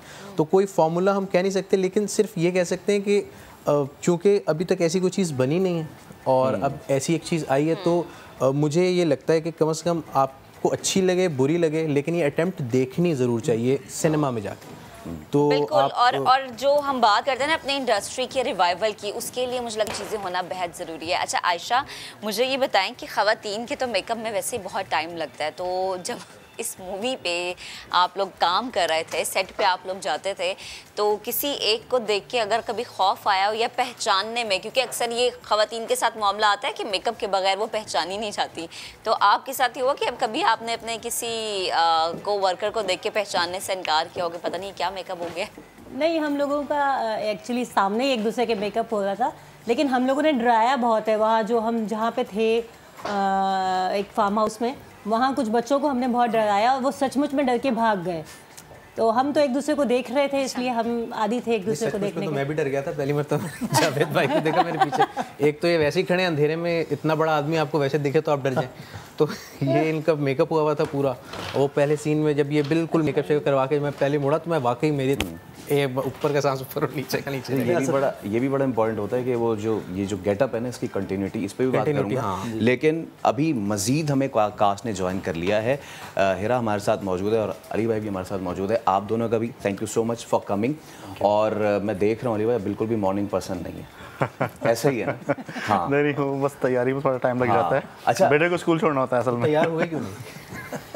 यही मैं कह रहा था कि हम में से बहुत सारे लोग मॉर्निंग पर्सन नहीं होते, लेकिन इस तरह की मूवीज़ जो कि हॉरर हमने शूट करनी है वो ज़्यादातर रात के सीन्स हैं। तो कौन आप में से मॉर्निंग पर्सन था और उसको सबसे ज़्यादा मुश्किल हुई है कि यार बस करो, हाँ, कि मैं रात में मज़ीद नहीं जाग पा रहा? इस फिल्म में सबसे अच्छी बात जो है ना, सबसे इंटरेस्टिंग बात ये है कि पूरी फिल्म रात में शूट हुई। रात में हमारा मसला, हमें नींद आ जाती है, तो मेरा भी मसला यही है, फैज़ान भाई का भी मसला यही है। तो अब रात में ना एक टाइम ऐसा होता है जब आपको नींद आके चली जाती है, तो उस टाइम पे फिर आप एक अजीब उसमें चले जाते हैं, तो बिल्कुल आपका ना फिर हमें शरारतें सूझती थी, फिर हमें हंसी बहुत आती थी, फिर सीन के टेक्स होते थे। 4 बजते बजते बंदा आधा ज़ॉम्बी खुद ही हो जाता है। हाँ, ऐसा ही है। तो वो मूवमेंट जो ज़ॉम्बीज़ की मूवमेंट थी वो बहुत ज़्यादा जो है वो तो नेचुरल भी है। क्योंकि वो बेचारे, और वो आते थे, वो शाम मेरा ख्याल कोई 5-6 बजे से तैयार हो रहे होते थे, हम लोग 11-12 बजे, क्योंकि हमारे इतने मेकअप नहीं होने होते थे, उनका पूरा गेटअप होना होता था। तो हम लोग जब आते थे और उसके बाद मतलब वो 2:30-3 बजे का जो टाइम था, उसके बाद जितने भी सीन्स हुए हैं फिल्म में जो सबसे मज़े के सीन्स होंगे वो आप समझ लीजिएगा वो 2:30-3 बजे के बाद शूट होंगे। ओके ठीक है। हिरा कैसा रहा आपका एक्सपीरियंस? मुझे सबसे अच्छा पहले वैसे फैसल ये चीज़ बड़ी नेचुरल सी है कि जो अच्छे आइडियाज़ होते हैं ना वो हमेशा आपको रात को 2-3 बजे के बाद ही आ रहे होते हैं। आप 2-3 बजे के बाद ही ज़्यादा एक्टिव होते हैं। बंदे पे डिपेंड करता है भाई ये तो। हाँ तो ये जो बात हो रही थी मैं इसी में ऐड करूँगी, I am not a morning person at all. तो मेरा तो ये शूट बहुत अच्छा इस फिल्म का गुजरा था। मैं तो रात में फ्रेश होती थी और दिन में मैं अपनी नींद पूरी करके आती थी। तो मेरे को एक्टर्स है जिनमें से ताहा है, ये लोग कभी कभी सेट पे सो जाते थे। तो मैं इनकी मेरे पास सारी पिक्चर्स रखी हुई हैं, वीडियोस बनी हुई हैं, मैंने इनकी बनाई थी। मैंने कहा मैं बाद में अपलोड करूँगी कि आप लोग सो जाते थे सेट पे। ये फिल्म ऑलमोस्ट 1 गो में शूट हुई है, इसमें स्पेल्स में शूट नहीं हुई। तो जब हम शूट कर रहे थे तो हमें रात भर हम शूट करते थे। तो मैं तकरीबन 4 रातें मुसलसल जागा और क्या कहते हैं दिन में मैं जॉब करता था। तो मैं वहाँ से वापस आके सोता नहीं था, ये लोग तो घर जाके सो जाते थे। हाँ। मैं आके सारा दिन जॉब भी करता था, फिर रात को खून पसीना भर दिया। अली भाई कैसा रहा एक्सपीरियंस इस मूवी का? खासतौर पे अभी हम आपके आने से कबल यही बात कर रहे थे कि हीर रांझा ससी पन्नू वाला एक हमारा कल्चर रहा, फिर आया जी लाचा डंडा कलाशनकोफ वाला कल्चर। अब हम देख रहे हैं मुख्तलिफ जॉनरास की फिल्म आ रही हैं। इट्स वेरी गुड कि जिन टॉपिक्स पे हम बात नहीं करते थे उन टॉपिक्स पे बात हो रही है जब हम सीरियस मूवीज़ की बात करते हैं। और ह्यूमर हमारे पास मूवीज़ हुई हैं, हॉरर भी हुई हैं। Now this H+H humour plus horror, ये कैसा एक्सपीरियंस रहा आपका? ह्यूमर प्लस हॉरर देखें, ये दोनों अलग अलग जॉनरास हैं और प्लस हॉरर प्लस कॉमेडी एक इंटायरली एक अलग जॉनरा है, लेकिन इन दोनों को कंबाइन किया तो एक हाइब्रिड फॉर्म बन गई उसकी। और वेस्ट में ये है ठीक है, लेकिन ये जो अटैम्प्ट है इसमें जो एक अच्छी चीज़ जो है जो मुझे लगी है वो है पॉलिटिकल सटायर। पॉलिटिकल सटायर के नैरेटिव को हॉरर कॉमेडी जॉनरा के अंदर जब इंटीग्रेट किया है तो वो हमारी ही कुछ कल्चरल चीज़ निकल आई है। फॉर एग्जांपल ज़ॉम्बीज़ जो हैं वो जिस तरह हमारी बात हो रही थी वो रियलिटी में एग्जिस्ट नहीं करते, लेकिन हाँ ये जो कैफियत है, ये जो साइकोलॉजिकल ये बिहेवियर है, ये एग्जिस्ट करता है। और अगर उसकी कोई फिज़िकल फॉर्म हो तो वो शायद ज़ॉम्बीज़ की फॉर्म होगी। जिस तरह अभी सिविक सेंसेस के अंदर देख लें, आपको पता है कि रोड पर रॉन्ग आना गलत है, ठीक है, लेकिन फिर भी लोग शौक से आते हैं। तो दिस इज़ कॉग्निटिव डिसोनेंस। तो जब आपके अंदर आपको पता है कि एक काम गलत है और आप कर रहे हैं और प्लेजर महसूस कर रहे हैं, तो ये ज़ॉम्बी वाली कैफियत है एक्चुअली। आपने बहुत ज़बरदस्त तरीके से एक सियासी बयान दे दिया है और वहाँ से बच के भी आप निकल गए। एग्जैक्टली, क्या बात, वाह। तो ये कॉग्निटिव डिसोनेंस है और काइंड ऑफ ज़ॉम्बी इफेक्ट भी है ये। तो आवाम का जो बिहेवियर और चीज़ें जो है वो काइंड ऑफ इस तरीके की हो गई हैं। तो ज़ॉम्बी हैं और फिल्म के अंदर डायलॉग भी है, यानी पूरी आवाम जो है वो ज़ॉम्बी बन चुकी है। हाँ, जैसे अगर मैं इसमें हम अब ये किसी को भी कह सकते हैं ना, किसी को भी अब हम ये कह सकते हैं कि अब तुम ज़ॉम्बी लगना शुरू हो गए और अब तुम ये वाले काम कर रहे हो। अच्छा है ना, सिंबॉलिक रिप्रेजेंटेशन से तुम्हें मार पड़ रही है, तुम्हारे पास तालीम नहीं, एजुकेशन नहीं, लेकिन वोट उसी को देना है। मैं खुश हूँ, मैं खुश हूँ। हमने कुछ नहीं कहा, नहीं कुछ नहीं कहा, मैं खुश हूँ। अब तो ये हो गया कि मार लो, हाँ क्यों नहीं मार रहे हो, तो मजा नहीं आ रहा। एग्जैक्टली, आज हुआ नहीं हमारे साथ। तो ये मेंटल स्टेट, ये जो बिहेवियर है, इसकी जो पोलराइजेशन है, सेम इमोशन है, हैप्पीनेस का है, लेकिन उसकी इंटेंसिटी जो है वो कितनी पोलराइज हो चुकी है। तो है ये ज़ॉम्बी वाली। That's one hell of angle जो आपने निकाला। अच्छा हीरा, ये बताएं, अब थोड़ी सी हम रैपिड फायर टाइप चीज़ करते हैं। सेट पे सबसे ज़्यादा तंग प्रोड्यूसर डायरेक्टर को किसने किया? किसी ने नहीं किया, सब अच्छे थे। हमारी टीम इतनी अच्छी थी, आपस में कोऑर्डिनेशन और डायरेक्टर के साथ इतनी अच्छी थी कि किसी ने भी नहीं तंग किया। किसी ने तंग नहीं किया, सब अच्छे बच्चे बन के सुबह यूनिफॉर्म पहन के स्कूल चले आते थे, लाइन में हम तो करते रहते हैं काम, कुछ सेट्स पे होता है एक्टर्स तंग करते हैं, बट हमारे सेट पे किसी एक्टर कोई एक्टर का ऐसा मुझे भी याद नहीं पड़ता कि कभी झगड़ा हुआ हो या मिलकर इम्प्रोवाइज कर रहे थे, सीन को रिहर्स कर रहे थे, किए जा रहे थे, और प्लस जहाँ किसी को कोई बात समझ में नहीं आ रही थी या कुछ मिस कर रहा था, तो एक रिहर्सल के प्रोसेस के अंदर ही उन एरर्स को हम एक बड़ी इंटरेस्टिंग बात मैं आपको बताता हूँ जो नॉर्मली नहीं होता कल्चर, इम्प्रोवाइजेशन का बड़ा मार्जिन दिया उन्होंने हमें। अली भाई ने बहुत मार्जिन दिया। उन्होंने कहा कि आपको अगर कुछ जगह लग रही है यहाँ पे, फैज़ान भाई की और मेरी, हम चूँकि थिएटर से हैं, अली भाई भी, हम लोगों को है थोड़ी सी आदत इम्प्रोवाइज़ करने की चीज़ों को, तो उसमें होता है कि हम काम कर रहे होते हैं तो करते करते, और मैंने बताया वो टाइम भी ऐसा था कि शरारतें सूझ रही थी हम लोगों को, तो हम लोग कर रहे थे, तो अली भाई ने हमें रोका नहीं, उन्होंने कहा तुम लोग करो, वो हम देखेंगे, एडिट में देख लेंगे, लेकिन उन्होंने बहुत सारी चीज़ें रखी हैं उसमें से। स्क्रिप्ट में भी उन्होंने ये नहीं कहा कि बस जो लिख दिया है तो वही बोलना है, लेकिन बहुत अच्छा उन्होंने हमें मार्जिन दिया कि आप लोग, हर बंदा खुल के जितनी एक्टिंग कर सकता है, जितना इनपुट दे सकता है, सब ने दिया, और ये मुझे तो बहुत अच्छी लगी है। लेकिन इस बात की जो है ना, ज़्यादातर जो है वो तस्दीक प्रोड्यूसर कर सकते हैं जावेद साहब के किसने सेट पे कितना तंग किया, क्योंकि अक्सर इश्यूज होते हैं कि लेट आ रहे हैं आप, मेकअप पे गए हो, किया है वो खामोश है, खाना जो है हुए हैं सबसे ज़्यादा वो, तो मेरे ख्याल से स्पिल द बीन्स जावेद भाई, जरा बताएं हम। हाँ नहीं, असल में पता है क्या, ये पहली फिल्म थी मेरी जिसमें मेरा खुद का भी छोटा सा रोल था एक, और बहुत इंजॉय किया इन सब के साथ, यकीन करें, क्योंकि ये लोग जो है ना, ये जो फिल्म में नहीं बात सुने, आपकी उम्र क्यों नहीं आई, बात सुने, मेरे पास क्लिप पड़े, इनको पता भी नहीं है, वो तो मैं बाद में चलाऊंगा, जो इनके साथ हुए ना, सिर्फ सियासतदान, ये इनको नहीं पता। अच्छा बात सुने, अभी शूट पे मैं कह रहा हूँ कि जितनी हमारी फिल्म में डायलॉग्स है ना, ये कुछ भी नहीं है जो आपस में इन लोगों ने बाद में किए हैं, लेकिन वो चला नहीं सकते ना, वो चला नहीं सकते। तो दूसरा ये कि टाइम और इन चीज़ें के तंग किसी ने नहीं किया, इसकी जवाब ये कि सबसे पहले उठने वाला मैं होता था और सबसे आखिर में घर में जाता था, कि सुबह 5 बजे अगर किसी को छोड़ना है तो मैं अपनी गाड़ी में, जितने भी थे डायरेक्टर साहब थे मेरे, सब थे, मैं उनके साथ जाता था, और सेट में सबसे पहले मैं पहुंचता था डायरेक्टर के साथ, डायरेक्टर, मैं, डीओपी, ये तीनों। जब हम तीनों खुद पहुंच रहे हैं ना, तो मुझे नहीं लगता कि हमारी टीम में से कोई भी डिले करेगा। कब आ रही है और क्या एक्सपेक्टेशन है, मूवी कब सिनेमाघरों में लग रही है? सिनेमा आ रही है 10 दिसंबर को, और पूरे पाकिस्तान में लग रही है, और इसमें मैं तो यही मैसेज दूंगा कि जितनी भी हमारी आवाम है इस फिल्म से बहुत एंजॉय करेगी, और देखने आएगी तो उनको पता चलेगा और हमें भी पता चलेगा कि फ़िल्म में असल है क्या। जो भी हमने दिखाने की कोशिश की है, इसमें बहुत सी चीज़ें हैं जो हमने लाइफ घर के हिसाब से भी बताई हैं, मजाक में, और जो हमारे हालात हैं उसका भी बताया है, और जो ये लोग फंसे हुए हैं उसका भी हमने दिखाया है। और फिल्म फुल 100% कॉमेडियन है, आवाम आए, देखने आए, उसके बाद रिव्यू दें कि आपको अच्छी लगी, बुरी लगी, जो भी हैं बताएं, तो उसको और भी एंड में मैं अली भाई, मैं आपको वेटरन तो नहीं कहूँगा because you are very young, लेकिन आपका थिएटर फिर टीवी सबसे बहुत गहरा ताल्लुक़ है। आपने देखा है, हमने भी देखा है किस तरीके से हमारी मूवी डिक्लाइन हुई इंडस्ट्री, एंड देन नाउ अल्हम्दुलिल्लाह इट्स ऑन अ राइज।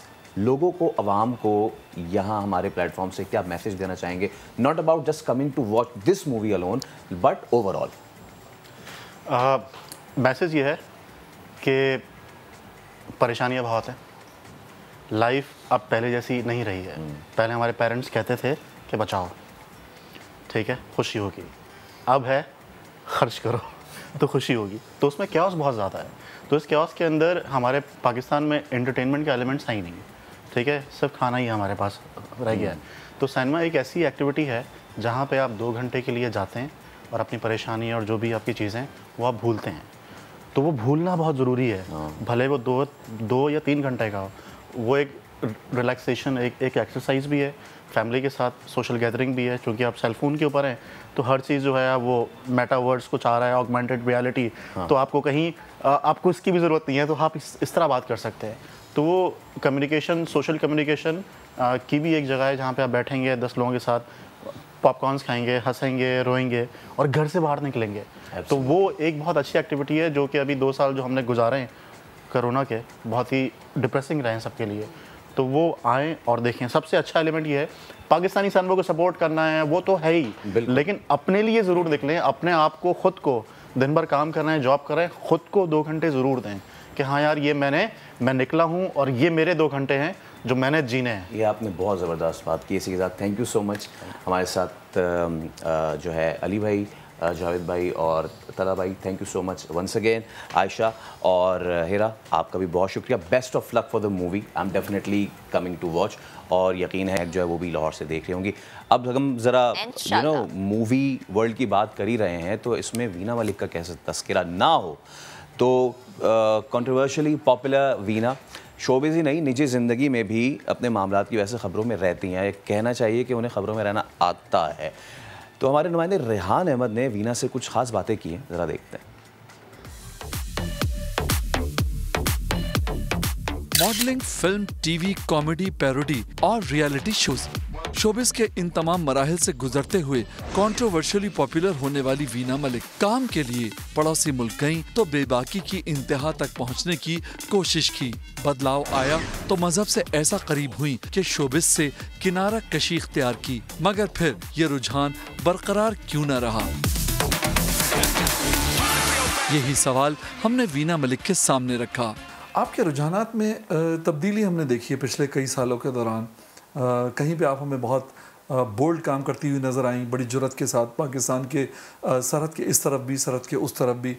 उसके बाद फिर हमने देखा कि सर पे आपने स्कार्फ ले लिया और आप सब कुछ छोड़ छाड़ के एक तरफ हो गई, शोबिस से आपने अलहदगी इख्तियार कर ली। उसके बाद फिर हमने देखा कि आपकी वापसी होती है। तो क्या वजह है आप अपने उसी डगर पे वापस आ गई जो आपका अंदाज था? क्या वजह है? मुश्किल था क्या उस रास्ते पर रहना जो आपने? नहीं, ज़िंदगी में जो इवॉल्व होने का और जो सीखने का प्रोसेस है वो आपका चलता रहता है। आई नेवर क्विट शोबिज़, लेकिन हाँ तकरीबन 2013 से आज तक जो मैंने एक बात सोची थी कि जब तक कोई प्रोजेक्ट जिसके अंदर कोई सब्सटेंस नहीं होगा मैं उसको नहीं करूँगी। तो अभी तक भी मैं किसी फिल्म का हिस्सा नहीं बनी हूँ और जो मेरी जर्नी थी सीखने की वो अभी तक भी चल रही है। I don't know where I land up. और मैं हर दिन अल्लाह ताला से ये दुआ करती हूँ कि मुझे और हिदायत चाहिए। इस वक्त वीना मलिक की जिंदगी दोनों इंतहाओं के दरमियान मौजूद है। एक शादी नाकामी से दो चार हो चुकी और अगर दूसरी बार शादी का लड्डू खाने का इरादा किया तो अपने शरीके हयात में क्या देखेंगी? वीना मलिक ने अपना जहन बनाया हुआ है। दोबारा शादी का इरादा है? If at all I marry again इंशाल्लाह ताला। मैं एक दीनदार शख्स से शादी करना पसंद करूंगी, क्योंकि जो शख्स अल्लाह ताला से डरता है वो आपके साथ जुल्म नहीं कर सकता, और जो अल्लाह से नहीं डरता वो बहुत जालिम शख्स होता है। So I would like to marry a guy who's good looking, and I would like to marry a guy जिसके साथ I carry forward my relationship from this world to जन्ना इंशाल्लाह ताला। है कोई? अभी तो कोई नहीं है, but yes इंशाल्लाह ताला होगा मेरे लिए कहीं ना कहीं। There must be somebody somewhere. तलाश जारी है इसके लिए? नहीं, वो खुद ही आ जाएगा मेरे पास। समा ने वीना मलिक के सामने ये सवाल भी रखा कि क्या वो अपने साबिक शौहर असद खटक से तलाक होने के बाद भी उसके साथ रहती रही थी, और तलाक के बाद बच्चों की तहवील के मामले में क्या झगड़ा रहा। ये भी कहा जाता है आपके हवाले से कि तलाक हो गई थी आपके साबिक शौहर के साथ, फिर मुफ्ती नईम साहब ने कुछ पैचअप करवाया और फिर वो बग़ैर हलाले के जो थी वो आपने कंटिन्यू किया शादी को। ये बात जो है इसकी वजाहत करें। नहीं, ऐसी कोई इसमें कोई हकीकत नहीं है। हमारी खुला हो चुकी थी और मुफ्ती नईम साहब ने मुझे 3 महीने का टाइम दिया था कि 3 महीने में जो हमारी कुछ टर्म्स एंड कंडीशंस हैं जो कि वो जो फॉलोअप नहीं कर रहे थे, उन्होंने कहा कि 3 महीने में एक डिफरेंट इंसान बन के आपको साबित करेंगे कि बहुत अच्छे इंसान हैं and he is a responsible person. So that did not happen and finally जो थी खुला एंड तलाक and everything I you know went ahead with that. So इसमें कोई हकीकत नहीं है। हाँ, खुला के बाद जब वो मेरे बच्चे लेके पाकिस्तान से भागे थे, बच्चों को किडनैप करके लेके गए थे, तब वो दुबई में मेरे ही घर में उन्होंने मेरे बच्चों को रखा था और बच्चों का ख़र्चा, खाना पीना, उनकी नैनीज़, वो सब मैं प्रोवाइड कर रही थी, क्योंकि वहाँ पर बच्चों के खाने पीने के लिए कुछ अवेलेबल नहीं था and he was the one जो कि मेरे घर में रह रहे थे। वीना मलिक की माजी में फास्ट बॉलर मोहम्मद आसिफ के साथ भी दोस्ती रही, मगर जब ये दोस्ती दुश्मनी में बदली तो लड़ाई टीवी स्क्रीन तक भी पहुंची। मोहम्मद आसिफ के साथ भी रोमांस का एक सिलसिला था, क्या हुआ था उसके अंदर? फिर मामला जो थे वो क्यों? असल में उसके अंदर कुछ भी नहीं था, इसी वजह से it's not there. So it's just that we knew each other and we happen to met each other quite sometimes, और that's all। उसके अंदर कोई रोमांस सोचने वाले तो पता नहीं, लोगों की इमेजिनेशंस बहुत वाइल्ड हैं, बहुत कुछ सोचते हैं, बट एक्चुअली उसमें there was nothing। शादी और 2 बच्चे होने के बाद भी वीना मलिक सुपर फिट नजर आती हैं, जिसमें इनकी सख्त फिटनेस और डाइट रिजीम का किरदार है। वर्जिश की कितनी अहमियत है आपकी ज़िंदगी में? I think I am a sports person, और बहुत अहमियत है, बहुत ज़्यादा। कैसे, मुझे बताएं। कितना टाइम करती हैं? सुबह कितने बजे सो के उठती हैं? आप आएँ, पुशअप्स लगाएं मेरे साथ। कहते हैं कि you become what you eat. तो मैं बहुत बहुत बहुत पर्टिकुलर हूँ। ऐसा नहीं हो सकता कि कोई अपनी मर्ज़ी से मुझे कुछ खिला सके। I don't really eat food which is recommended by somebody else. It has to cooked by me. मुझे अपना खाना खुद से बनाना और अपनी आंखों के सामने मुझे पता होना चाहिए कि मैं क्या खा रही हूँ। तो मैं खाने के मामले में बहुत बहुत पर्टिकुलर, बट मैं बहुत सादा खाना खाती हूँ।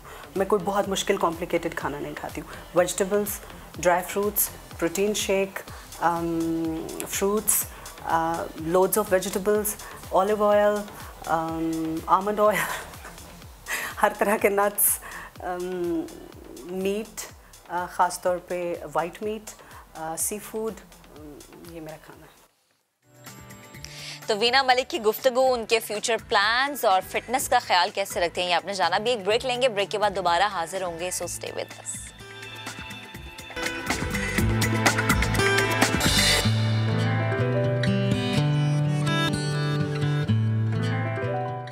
Welcome back. अब बात करते हैं कि नन्हे से कीड़े की, जिसकी अपनी ज़िंदगी तो बहुत कम होती है लेकिन वो इंसान को बहुत ज़्यादा फ़ायदा पहुंचाता है। अभी मिथ क्या है, इसकी ज़िंदगी अपनी क्यों कम होती है, इसकी लाइफ लाइन, शेल्फ लाइन कम क्या कुदरती तौर पर है, इसके पीछे कुछ और मुहर्रिकात है, ये जानना बेहद ज़रूरी है। और पहले आपको रिपोर्ट दिखाते हैं और उसके बाद इस पर हम डिस्कशन करेंगे। हल्के सफ़ेद रंग के कीड़े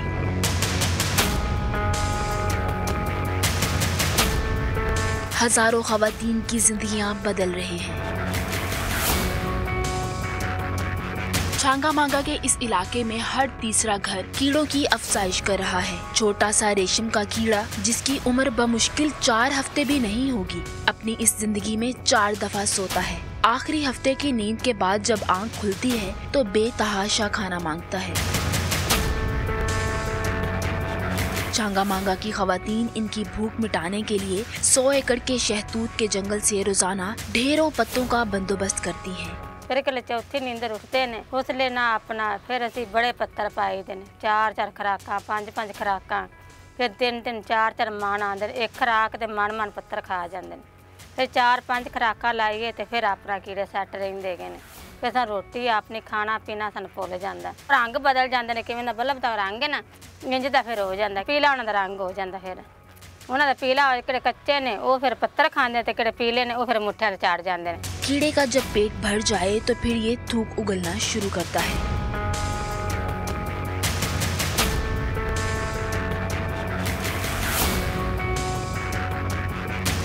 लेकिन अगर दर्जा हरारत में कमी बेशी हो जाए तो कुछ कीड़े ऐसा नहीं भी करते। रेशम के जिस कीड़े पर सिलवटें पड़ जाती हैं वो बीमार हो जाता है और मालिक के लिए बेकार हो जाता है। बीमार कीड़ा रेशम खारिज करने के काबिल नहीं रहता और ऐसे केसेस बहुत कम देखने को मिलते हैं। अगले 72 घंटे तक कीड़ा अपना सर घुमाकर रेशम बनाएगा। खवातीन इस खोल से अपना मुस्तकबिल बुनेगी। फिर असीं इहो ਜਿਹੇ मुठ्ठे ला देने, ला के फिर असीं इन्हां ते ਜਿਹੜੇ सही कीड़े होंदे ने ਉਹ ਤਾਂ ਆਪ ਹੀ ਚੜ ਜਾਂਦੇ ਤੇ ਜਿਹੜੇ ਖਰਾਬ ਹੁੰਦੇ ਨੇ ਉਹ ਨਹੀਂ ਚੜਦੇ। ਉਹਨਾਂ ਨੂੰ ਫਿਰ ਕਈਆਂ ਨੂੰ ਸਾਨੂੰ ਕਿਸੇ ਨੇ ਆਖਿਆ ਵੀ ਤੁਸੀਂ ਇਹਨਾਂ ਨੂੰ ਆਪ ਸੱਟੋ ਉੱਤੇ, ਅਸੀਂ ਫਿਰ ਆਪ ਸੱਟੇ ਨੇ ਜਿਹੜੀਆਂ ਆ ਵਾਲੀਆਂ ਨੇ ਨਾ ਇਹ ਸਾਡੇ ਆ ਸੱਟਿਆ ਵਾਲੀਆਂ।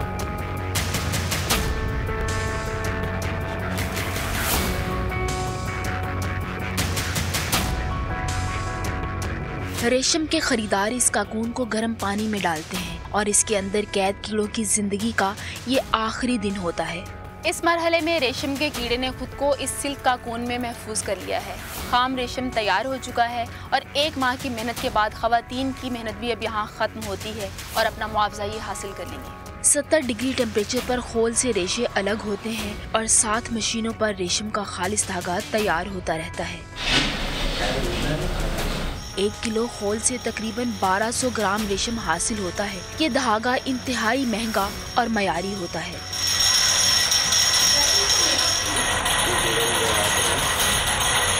माल प्रोड्यूस होने के बाद आता है तो पर केजी हम उनसे 1100 रुपये ख़रीदते हैं और उसको जब खुश्क करते हैं तो वो लगभग 3300 से लेके 3500 रुपये पर केजी खुश्क माल हमें पड़ता है। ये बहुत मुनाफा बख्श कारोबार है कि अगर ये हमें 10,000 रुपये केजी धागा पड़ रहा है तो हमें उम्मीद है कि कपड़ा बनाने के बाद ये 20-22 हज़ार रुपये केजी कपड़ा जाएगा। इन तमाम ख़ानदानों को महकमा रेशम परवरी मुख्तलिफ मौक़ों पर ताउन फ्राहम करता रहता है। एक फैमिली जो है एक पैकेट पालती है तो उसको 30-35 हज़ार रुपया मिनिमम इनकम हो जाती है।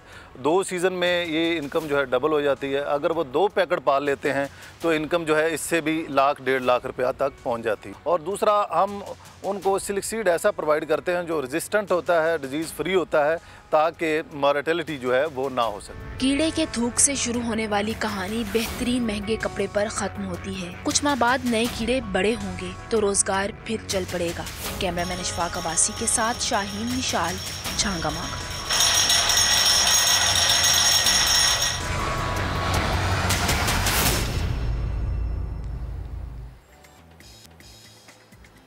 तो रिपोर्ट हमने आपको दिखाई और एक कीड़े के थूक से ये कहानी शुरू होती है और देखें कि कितने महंगे धागे, यानी रेशम का धागा जो कि बहुत नायाब है और जहाँ पे प्रोड्यूस होता है वहाँ पर तो खैर इतना इस्तेमाल नहीं होता, लेकिन पूरे पंजाब में या पूरे पाकिस्तान में और फिर जब बाहर एक्सपोर्ट भी होता है तो कितना महंगा जाता है। इसी पर बात करने के लिए हमें ज्वाइन किया डॉक्टर मोहम्मद दिलदार, प्रोफेसर एग्रीकल्चर यूनिवर्सिटी फैसलाबाद हैं आप। सर बेहद शुक्रिया वक्त देने के लिए।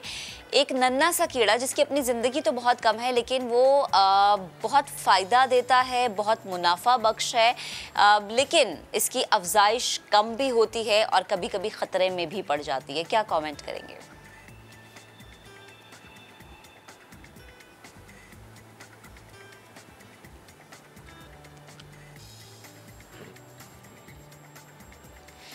जी सर, आप मुझे सुन पा रहे हैं? ठीक, आई थिंक हमारा अभी बहाल नहीं हुआ है। तो ये रेशम का कीड़ा जिसकी कहानी हमने आपको सुनाई है और रेशम का कपड़ा ये इससे बनता है डॉक्टर और दिलदार साहब, अगर जितना महंगा ये कपड़ा होता है ना वो बहुत। डॉक्टर दिलदार साहब, आपको आवाज़ आ रही है हमारी? जी अस्सलाम वालेकुम। जी वालेकुम अस्सलाम। दिलदार साहब, ऑब्वियसली एक नन्हा सा कीड़ा है और अपनी जान दे के बेशकीमती रेशम ये प्रोड्यूस करता है। ये बताएं कब से काम हो रहा है और हमारे यहाँ कहाँ कहाँ इसकी अफजाइश हो रही है? अस्सलाम वालेकुम जी। बहुत शुक्रिया समा टीवी का कि उन्होंने एक बहुत ही जो है वो फ़ायदामंद एक घरेलू सनत पे जो है मुझे बात करने का मौका दिया है।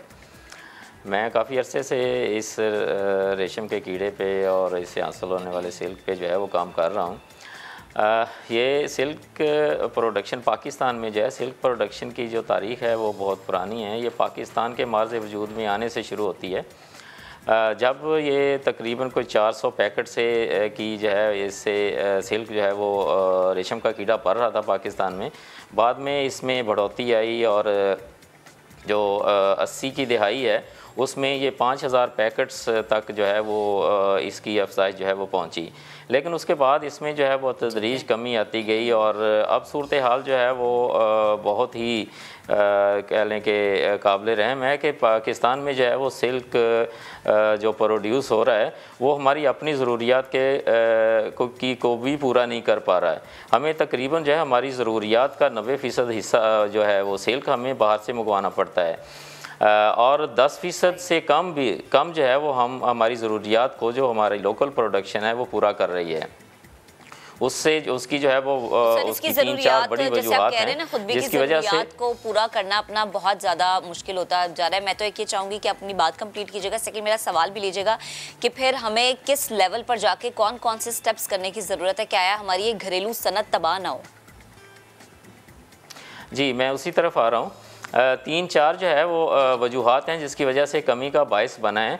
उसमें हमारे पास जो है वो उस मिकदार में सीड प्रोड्यूस नहीं हो रहा, क्योंकि सीड जो है ये एक बुनियादी ज़रूरत है रेशम की इसको परवान चढ़ाने के लिए, जो हमारा मुल्क जो है वो पूरा नहीं कर रहा। हमारे मुल्क में जो है सीड प्रोडक्शन जितनी भी इस वक्त फैमिलीज़ इन्वॉल्व हैं उनको सीड प्रोवाइड किया जा रहा है वो इम्पोर्टेड होता है। ज़रूरत इस चीज़ की है कि हम जो है अपने मुल्क में इतना खुद कफ़ील हो जाएं कि हम ज़रूरियात पूरा करने के लिए जितना हमें जो है सिल्क सीड की ज़रूरत है वो हम खुद प्रोड्यूस करें और क्वालिटी का सीड प्रोड्यूस करें जो डिज़ीज़ को रेजिस्टेंस हो, जो हार्श एनवायरमेंटल कंडीशन जो हैं उनको रेजिस्टेंस हो। ये एक फैक्टर है और ये इसकी जो है वो कह लें आप इक़दामात करने की ज़रूरत है। दूसरी बड़ी वजह यह है कि हमारे जो है वो सिल्क को प्रोड्यूस करने के लिए जो है वो शहतूत के पत्ते जो है दरख्त बागात जो है वो होने चाहिए, जो कि ना होने के बराबर हैं। 1000 एकड़ से भी कम जो है वो अब मलबरी के बागात हमारे मुल्क में रह गए हैं। आप छांगा मांगा को देख लें, कभी ये हब था सिल्क का और इसमें बागात जो है वो हज़ारों एकड़्स पे थे। अब वो छांगा मांगा बिल्कुल साफ़ हो चुका है, वहाँ पे इतने बागात इसके शहतूत के नहीं हैं कि वो वहाँ पे काम करने वाली फैमिली जो हैं उनको शहतूत के पत्ते जो है वो मुहैया कर सकें। चीचावतनी का मैंने विज़िट किया था, चीचावतनी में भी जो सूरत हाल, कभी वो जंगल था शहतूतों का, अब वो ना होने के बराबर है। तो ज़रूरत इस चीज़ की है कि शहतूत के बागात भी एक पैकेट पालने के लिए हमें कम से कम 20 से 25 जो है वो एक अच्छे जो है वो इसके दरख्त जो हैं वो चाहिए होते हैं, जो कि एक पैकेट्स के कीड़ों को पालने के लिए काफ़ी होते हैं। और हमें हज़ारों एकड़ पे इस शहतूत के बागात को परवान चढ़ाने की ज़रूरत है। तीसरी जो बड़ी वजह है इसकी कमी की, वो हमारे पास जो है वो इसकी मार्केट जो है, मार्केट में मार्केट की वैल्यू जो है इसकी सिल्क वर्म की जो प्राइस है वो फ्लक्चुएट करती हैं, वो ना होने के बराबर है। 1000 से 1500 पर केजी जो है वो कोकून जो है वो ख़रीदी जाती हैं, जो कि एक फार्मर्स के लिए जो है वो उसका अगर ये कीमतें जो है वो हुकूमत जो है इसकी तरफ तवज्जो दे और रीज़नेबल जो है वो कीमतें 3 से 4000 रुपया पर केजी हो, तो बहुत सारी फैमिली जो हैं वो इस तरफ आने को तैयार होंगी। चौथी वजह जो है हमारी फैमिलीज़ जो सिल्क वर्म इस घरेलू सनत में जो है वो इन्वॉल्व होती हैं, वो अब ना होने के बराबर हैं। इंडिया को अगर हम देखें तो इंडिया में 20 से 25% ख़ानदान ऐसे हैं जो कि सिल्क वर्म इस घरेलू सनत में जो है वो अपना काम किए हुए हैं और फ़ायदा कमा रहे हैं। हमारे यहाँ पे जो है 0.03% से भी कम फैमिलीज़ हैं। ज़रूरत इस अमर की है कि फैमिलीज़ को इन्वॉल्व किया जाए, इसकी तादाद को बढ़ाया जाए, ताकि इस सनत को जो है वो हम एक अच्छे जो है सनती बुनियादों पर जो है वो इसको लेके जा सके। तो ये बड़ी वजूहात हैं जो कि इसकी कमी का बायस बनी हैं और इन्हीं वजूहात को जो है वो अब इसमें दूर करने की ज़रूरत है। इसमें जो है हुकूमत को भी अपना जो है वो रोल अदा करना चाहिए और ऐसी पॉलिसीज़ बनानी चाहिए जो कि इस सनत को परवान चढ़ाने में अहम किरदार अदा कर सकें। अब बात कि इसको सिल्क वर्म को जो है वो पालना एक बहुत ही जो है वो साइंटिफिक वे है और एक किसान जो है वो एक पालने वाली फैमिली जो है उसको इसके तमाम मराहल जो हैं उनको जानना और उन तमाम मराहल के दौरान क्या क्या एहतियाती तदाबीर करनी है उसको ज़हन में रखना बहुत ज़रूरी है, क्योंकि ये बहुत ही हमारे साथ मौजूद थे। और यकीनन ये जो कॉटेज इंडस्ट्री है ये बड़ी अहम है, ज़रूरत समर की है कि इसको डेवलप किया जाए ताकि जो लोकल लोग हैं उनमें बेहतरी आ सके उनकी ज़िंदगियों में। आज की शो से इतना ही, दीजिए इजाज़त, मुलाकात होगी कल। अल्लाह हाफ़िज़।